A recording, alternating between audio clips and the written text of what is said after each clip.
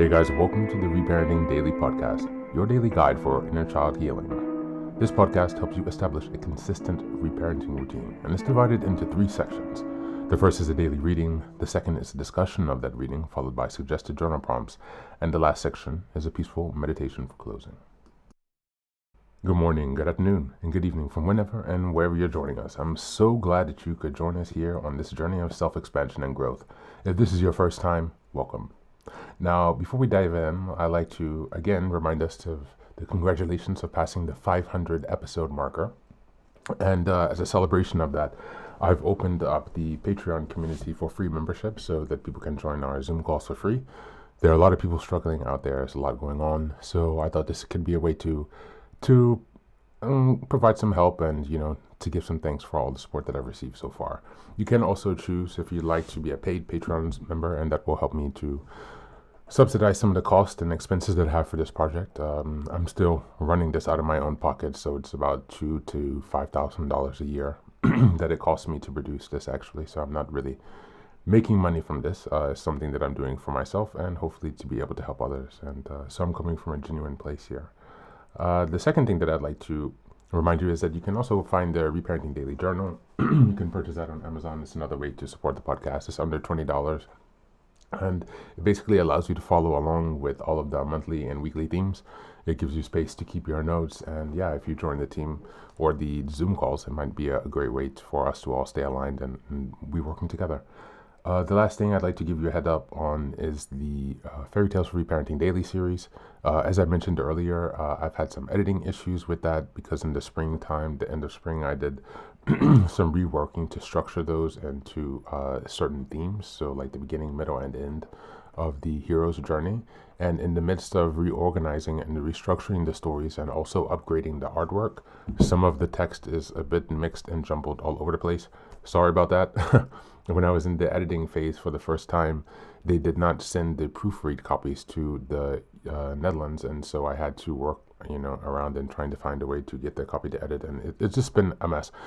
So basically, that's going to take a little bit longer. I'm going to aim to have that done by the end of the year, but I have burned my eyes, so I am very limited.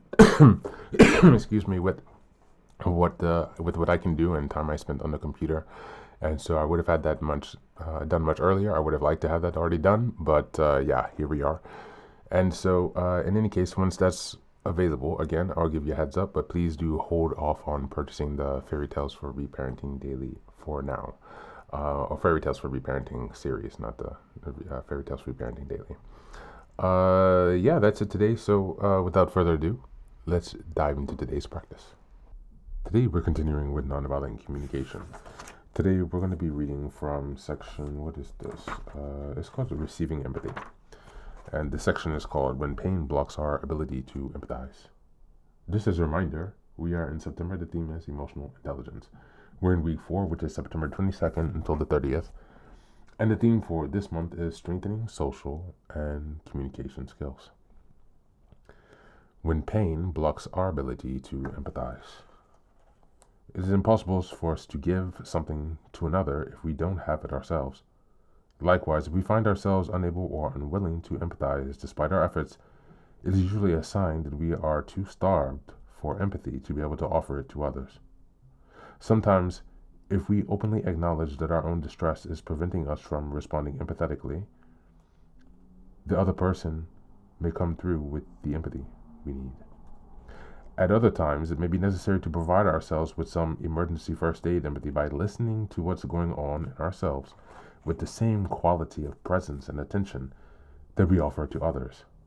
Former United Nations Secretary General Dag Hammarskjöld said, I really don't even know that name, it's a really weird one, some Scandinavian thing.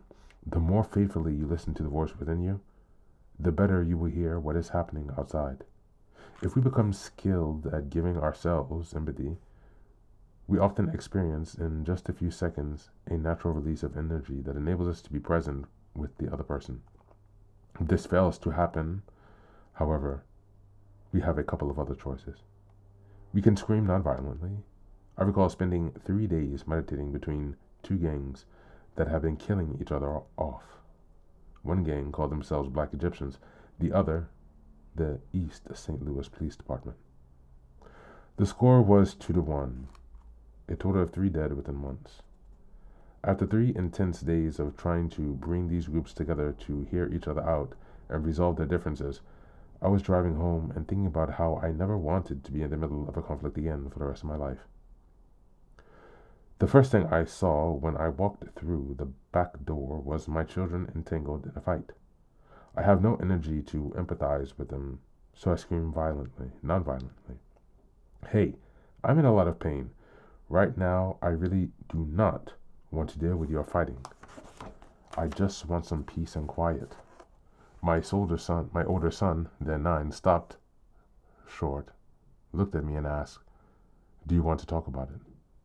If we are able to speak our pain nakedly without blame, I find that even people in distress are sometimes able to hear our need. Of course, I wouldn't want to scream. That's where, what's the matter with you? Don't you know how to behave better? I just got home after a rough day. Or incident in any other way that their behavior was at fault. I screamed nonviolently by calling attention to my own desperate needs and pain in the moment. If, however, the other party is also experiencing such intensity of feeling, they can neither hear us nor leave us alone.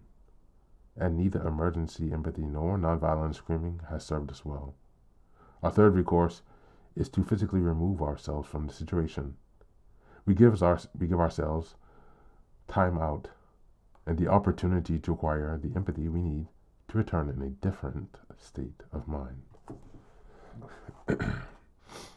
Empathy is a respectful understanding of what others are experiencing.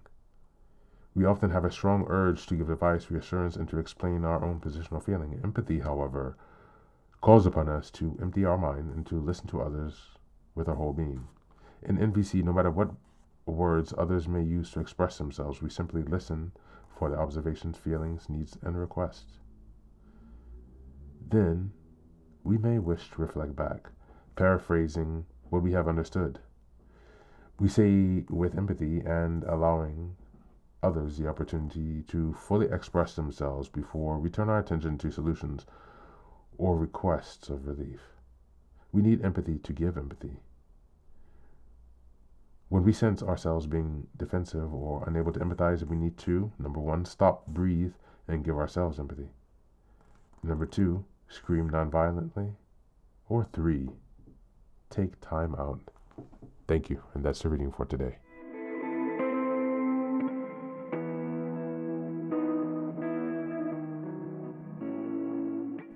This reading focuses on empathy with nonviolent communication, NVC, and it highlights how our own pain can block the ability to give it empathy to others. The core insight here is we need empathy in order to give empathy. If we are exhausted, overwhelmed, or disconnected from our own needs, it is almost impossible to offer presence to others. In such moments, the first step is not to push harder to empathize, but to give ourselves empathy, acknowledging our pain, breathing, and even taking time out until we can reconnect. The text explains that expressing our own desires honestly, without blame, I remind you, can be a powerful form of nonviolent release. Instead of blaming others what's wrong with you, we can communicate our pain directly. I'm in a lot of pain and don't have the energy right now. This opens space for mutual recognition without escalating the conflict. When even this isn't possible, the healthiest choice may be to step back until we can return in a calmer state. The summary closes with the key reminder: empathy is not about fixing, advising, or reassuring. It is about emptying our minds and listening with our whole being. In practice, this means being fully present with the other person's experience while ensuring we are resourced enough to do so. Reparenting-wise, this reflects learning how to give our inner child what we may not have received: the safe presence, patient listening, and deep understanding. As we go into the journal prompts today, number 1, when was the last time I felt unable to empathize with someone because I was too overwhelmed myself, and how did I handle it? Number 2, how can I practice giving myself emergency empathy, like taking a pause, breathing, or naming my pain before I try to be present for others. And number three, in reparenting, how can I offer my inner child empathy without judgment, listening to its needs the way I wish others had listened to me? That's it for today. As always, thanks for being here. Take care of yourself, and please do be well.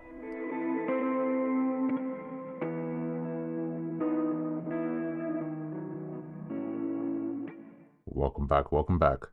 Now, this is the third and final section of the daily podcast. This is your silent meditation. Please go ahead and find a space where you can be comfortable and undisturbed, where you can relax and spend some time with yourself for this 10-minute silent meditation. You can choose to be sitting, standing, lying down, or in whatever position makes you comfortable today. Take a moment to simply be with yourself. Focus on your breath and gently connect with each part of your body. If thoughts arise, don't let them overwhelm you. Just observe them without attachment. Imagine them as leaves drifting down atop a river, passing by without needing your engagement. Stay present, grounded, and open to this moment, no matter what time you are listening and practicing this meditation. Namaste.